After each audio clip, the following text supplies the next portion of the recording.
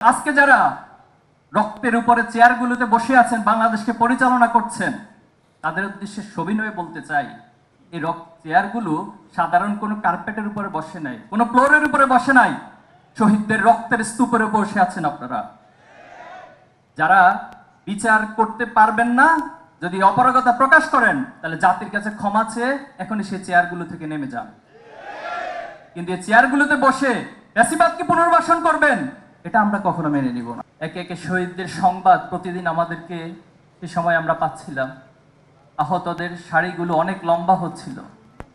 আমরা এখানে আমাদের সাদেক কায়েম রয়েছেন, এই আন্দোলনের অন্যতম ভূমিকা পালনকারী, আমার সহযোগী। সে সময় আমরা যখন বসতাম, আমরা ভাবতাম এভাবে শহীদদের সারিগুলো আর কত লম্বা হবে, আমরা এই আন্দোলনকে আর কতদিন চালিয়ে নিতে পারবো, কতটুকুই বা আমাদের সামর্থ্য আছে। তখন একবার মনে হতো যে আন্দোলন থেকে আমরা পিছিয়ে যাই।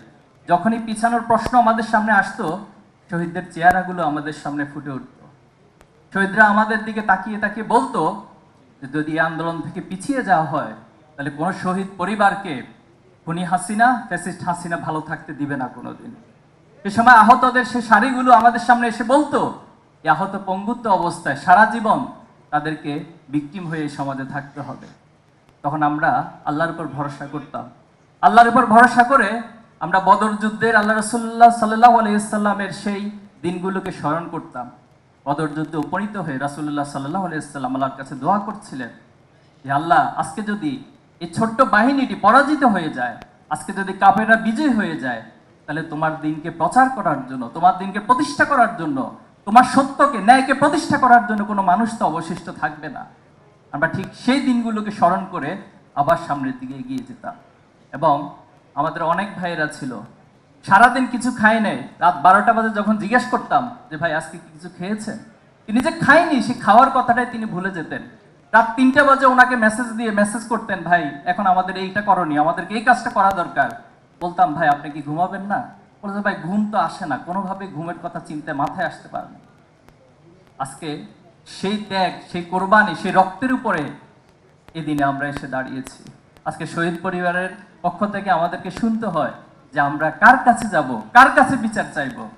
আমি এখানে রাজনৈতিক নেতৃবৃন্দরা রয়েছেন, সবিনয় অনুরোধ করব, আপনাদের কোনো কথা, কোনো কাজে যদি জুলাই বিপ্লবের স্পিরিট বিনষ্ট হয়, তাহলে আগামী দিনে আপনাদেরকেও ছাত্র জনতা কাঠগড়ায় দাঁড় করাবে। এবং আজকে যারা রক্তের উপরে চেয়ারগুলোতে বসে আছেন, বাংলাদেশকে পরিচালনা করছেন, তাদের উদ্দেশ্যে সবিনয়ে বলতে চাই, এই চেয়ারগুলো সাধারণ কোনো কার্পেটের উপরে বসে নাই, কোনো ফ্লোরের উপরে বসে নাই, শহীদদের রক্তের স্তূপের উপর বসে আছেন আপনারা। যারা বিচার করতে পারবেন না, যদি অপারগতা প্রকাশ করেন, তাহলে জাতির কাছে ক্ষমা চেয়ে এখনই সেই চেয়ারগুলো থেকে নেমে যান। কিন্তু এই চেয়ারগুলোতে বসে ফ্যাসিবাদকে পুনর্বাসন করবেন, এটা আমরা কখনো মেনে নিব না। আমরা নিজেদেরকে শহীদের প্রজন্ম মনে করি। আমরা নিজেদেরকে সেই সময় প্রত্যেক দিন রাতে ঘুমোতে যাওয়ার আগে মনে করতাম, আজকে দিনটা আমাদের জন্য শেষটা।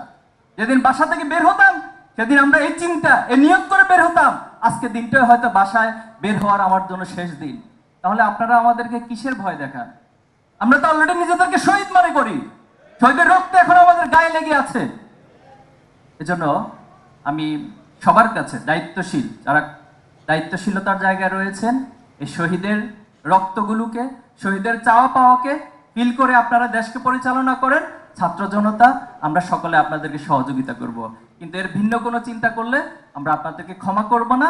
এই প্রজন্মের ফ্যাসিস্ট হাসিনার যে পরিণতি ঘটিয়েছে, আপনাদেরও ঠিক একই পরিণতি ঘটাবে ইনশাআল্লাহ। আমি শহীদ পরিবারের কাছে ক্ষমা চাচ্ছি। আপনাদের জন্য আমাদের অনেক কিছু করার রয়েছে। আবার পাশাপাশি আশাবাদ এবং স্বপ্ন, প্রত্যাশা ব্যক্ত করছি যে আমরা বেঁচে থাকতে শহীদের যে চাওয়া পাওয়া, শহীদের যে স্পিরিট, ইনশাআল্লাহ সেটা বাংলার জমিন অবশ্যই প্রতিষ্ঠিত হবে। আগামী দিনে অবশ্যই প্রত্যেক শহীদের, প্রত্যেক গণহত্যার বিচার অবশ্যই সংগঠিত হবে ইনশাআল্লাহ। সেই সাথে যে স্বপ্নের বাংলাদেশ আমরা দেখছি, ন্যায় এবং ইনসাফের বাংলাদেশ, সেই বাংলাদেশ অবশ্যই আপনাদের হাত ধরে, আমাদের সবার হাত ধরে ফ্যাসিবাদ মুক্ত সবার বাংলাদেশ, স্বপ্নের বাংলাদেশ, সমৃদ্ধ বাংলাদেশ গড়ে উঠবে ইনশাআল্লাহ।